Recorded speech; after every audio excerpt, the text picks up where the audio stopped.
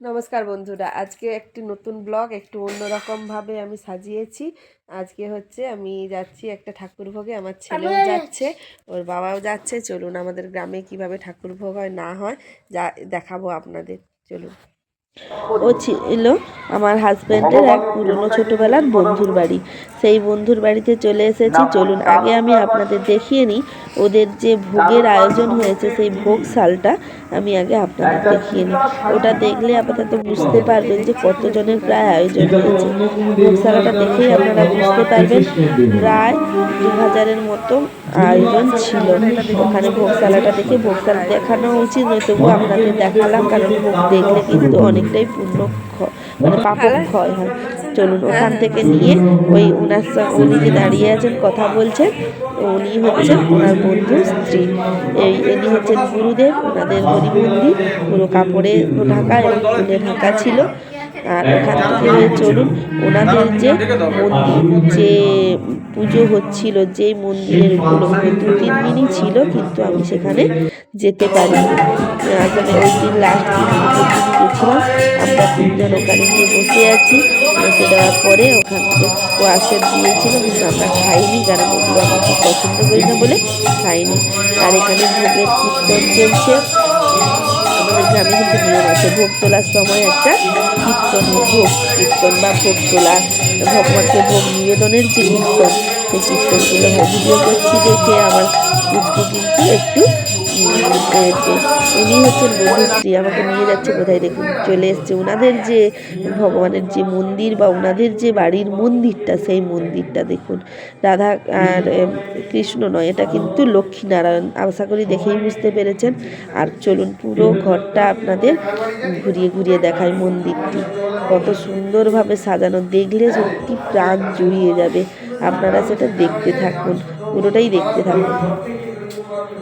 এখানে বেশি কিছু কথা বলছি না, আপনারা কিন্তু পুরো মন্দিরটা এত সুন্দর করে সাজানো, মানে ভোগশাল থেকে শুরু করে ওনাদের যে ভগবানের মানে নিবেদনের যে ঘর, সেটাও খুব সুন্দর। মানে সত্যি বলছি, দেখলে প্রাণ জুড়িয়ে যায়। চলুন দেখে নিই পুরো মন্দির। এটা পুরো আলেখ্য দিয়ে সাজানো আছে, যেহেতু দামোদর মাস ছিল সামনে, সেই জন্য আলেখ্যটাও সামনে রেখেছিল। দিয়ে পুরো মন্দিরটা আমি আপনাদের, দেওয়াল সহ পুরো মন্দিরটা আমি আপনাদের দেখিয়ে দিচ্ছি। এত সুন্দর কারুকার্য করে সাজানো ছিল, মানে প্রাণ জুড়িয়ে যাচ্ছিল, দেখতে এত ভালো লাগছিল। ওখানে এটা দেখুন, ওনাদের ভগবানের যে রান্নাঘর, সেইটা শুধু ভগবানেরই রান্না করা হয়। সেই রান্নাঘরটি এত সুন্দর গোছানো, মানে অনুষ্ঠানের জন্য গোছানো ছিল না, কিন্তু অনেকটাই। ওখান থেকে হয়েই চলে এসেছি যেখানে ভোগ নিবেদন হচ্ছে, সেই জায়গাতে। ওখানে ছিল গৌরাঙ্গজি। আমি পাশ থেকে মুখটা ঘুরিয়েই তুলেছি, কারণ ভোগ নিবেদনের সময় কিন্তু দেখতে নেই। এই দেখুন, ভালোভাবে দেখালাম, উনি হচ্ছে কিন্তু এই বন্ধুর স্ত্রী। এখানে নিজেকে এত ভালো লাগছিল যে, মানে সত্যি বলছি, নাম কীর্তন গান, আশা করি আপনারা একটু একটু করে হলেও বুঝতে পারছেন। এত সুন্দর লাগছিল, মানে দেখে প্রাণ যেন জুড়িয়ে যায়, মানে একটা অপরূপ দৃশ্য। আর হালকা হালকা ওয়েদারটাও ছিল, শীতও প্রবল ছিল, এই জন্য থাকার ফলে এতটাই ভালো লাগছে, মানে কি বলবো, বলে বোঝাতে পারবো না। ওয়েদার এত সুন্দর, ফুরফুরে ওয়েদার ছিল, পুরো মন ভালো করা ওয়েদার যাকে বলে, সেই ওয়েদারেই দেখুন এই দেখাচ্ছি ভোগগুলো আপনাদের। কিন্তু আগেভাবে ভোগ একটু দর্শন করিয়ে দিচ্ছি। ভোগ দর্শনে কিন্তু পাপ কাটে, এই জন্য চলুন ভোগ দর্শন করিয়ে দিচ্ছি। ভোগটা তুলে নেওয়া হবে এবার। আমাদের কিন্তু গ্রামের একটা নিয়ম আছে, ভোগ তোলার সময় কিন্তু বাড়ির কর্তামশাইকে লাগে। দেখুন পুরো গৌরাঙ্গ দিয়েই কিন্তু সাজানো ছিল।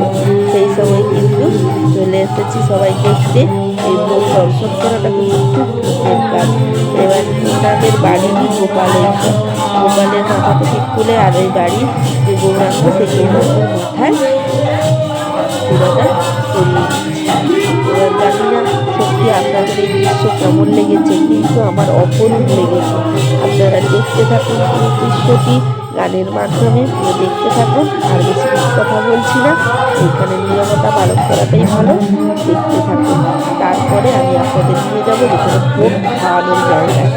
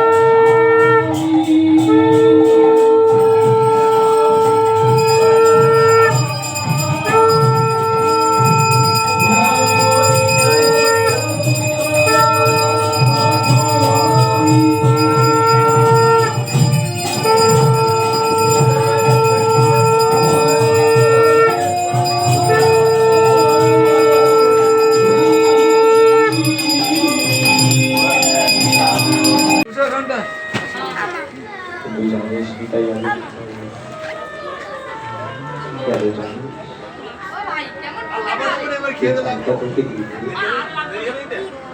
আর তুই গিয়ে চালটা সিদ্ধ করে আমার নিমন্ত্রিত দিতে তখনই বুঝলাম আচ্ছা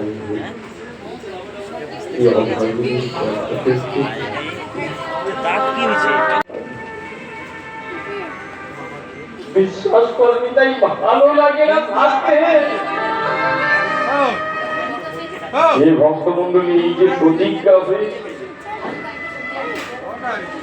এটা তো আর সত্যিমা জানে না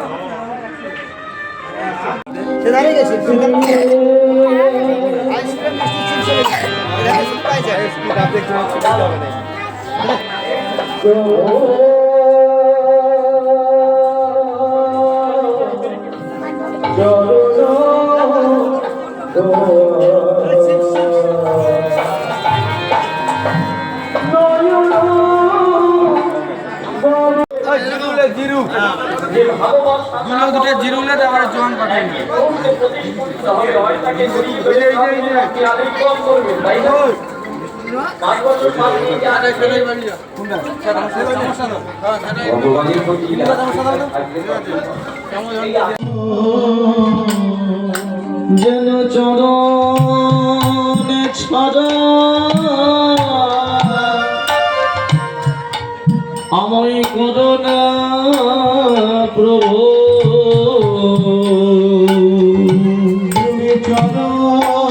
চরণে ছাড়া তুমি করোনা প্রভু আমি ওই চরণে